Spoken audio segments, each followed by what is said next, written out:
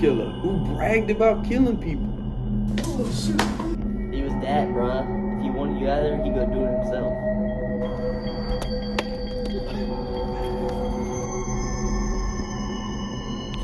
Medieval Scotland was at war with Norway, who was sided with a rebellious Thane of Cawdor. However, this war came to an end when Norway's army and the rebellious Thane's army were defeated by Macbeth, who was fighting for his King Duncan. King Duncan was loved by all his people, and so was Macbeth, who was considered a great war hero.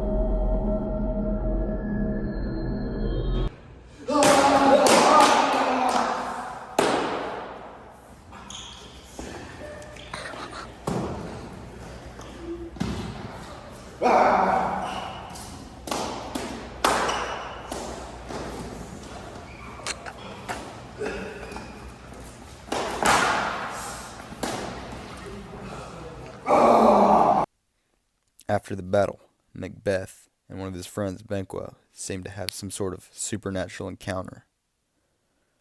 Although we're not sure the exact details of this, we do know that Macbeth was told some sort of prophecy, and it seems like part of it was fulfilled that same day he won the battle. He was soon made Thane of Cawdor, claiming the title from the traitor. However, later that day, something awful happened.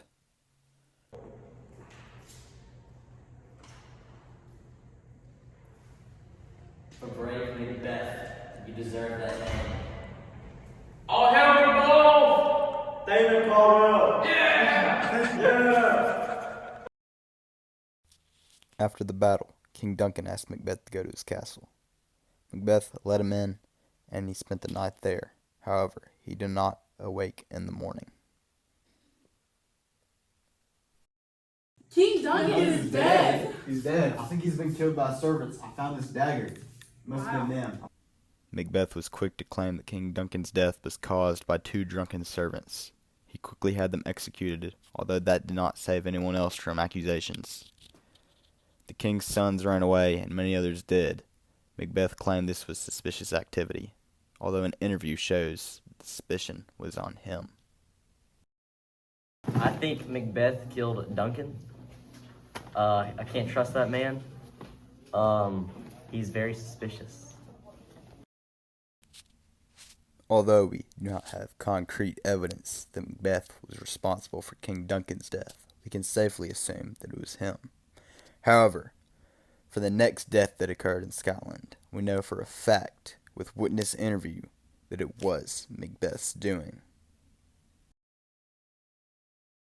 Macbeth paid me to do it, but the guy's son got away.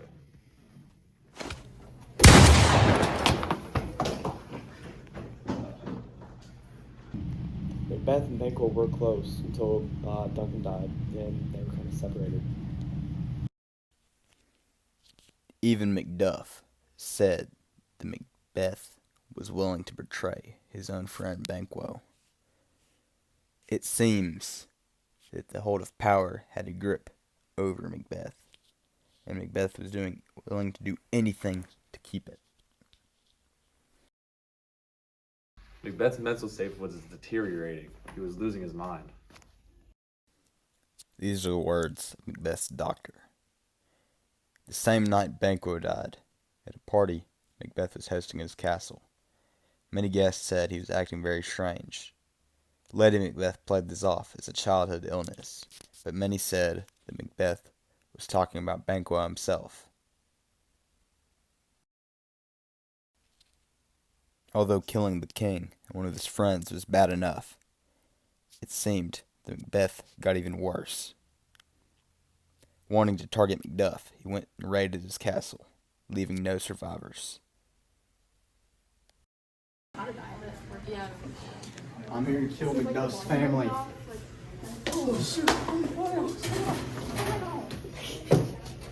I've killed. Macduff, however, was not at his castle, yet his family was still not spared. Both his wife and son died.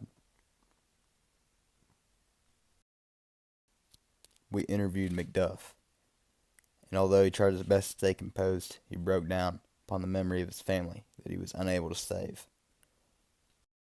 I miss them. I miss them a lot. Nice to meet you, Macduff. Nice to meet you, Malcolm. The time's come. We must fight Macbeth. Macduff met with the late King Duncan's son Malcolm, who told him about the tragedy that happened at his castle. And although they had to first test each other to see where their loyalties were, eventually Malcolm and Macduff teamed up to take back Scotland from the evil Macbeth. Back in Scotland, things got worse. Macbeth killed anyone in his way of power and was only getting more and more delusional. So was his wife, the Lady Macbeth, although she eventually died. Macbeth himself seemed apathetic to this, and acted as life had no meaning at all. He only cared about his delusions and a so-called prophecy now. Look over here! Lady Macbeth is dead. It would have happened anyways. Life is but a dumb story played by a fool, signifying nothing with rage and fury. Macbeth's mental state was deteriorating. He was losing his mind. Both Malcolm and Macduff were ready to go take the fight to Macbeth. They gathered up all the armies they could, including soldiers from England, and marched on Macbeth's castle.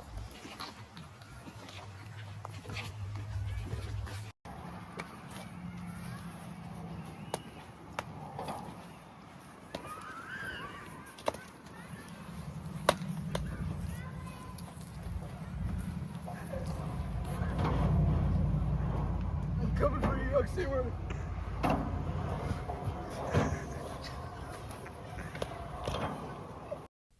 Young Seward saw Macbeth and took his opportunity to fight him.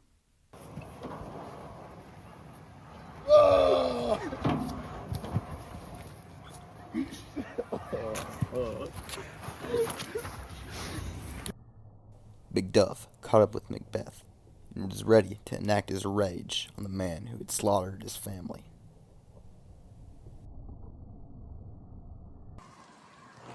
Macbeth! It's you, Macduff. I'm waiting for this too long. You can't kill me now. Why is that? I can't be killed with a man born of a woman. He thought he was invincible. He talked about witches in a prophecy. Macbeth started alluding to a prophecy he heard, where he would not be able to have been killed by a man born of a woman.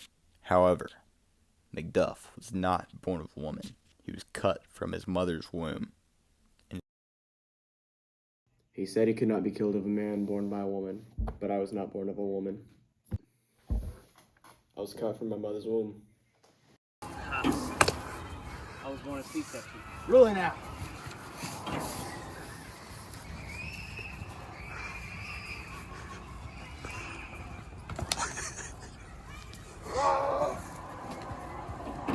You'll never kill me, Macbeth. I killed your whole family.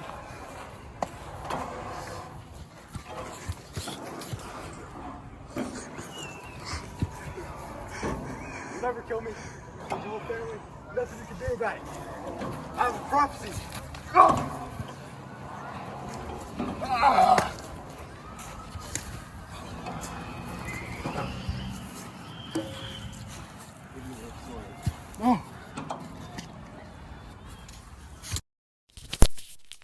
Macbeth's reign of terror had come to an end. Now that he's dead, we'll never know whether he really had a prophecy, was driven by fate, or if he was just that ambitious and did not care about all the blood that he had to get through to get his power. Macduff avenged his family, as well as King Duncan, and gave power back to the true heir of Scotland, the new king, Malcolm.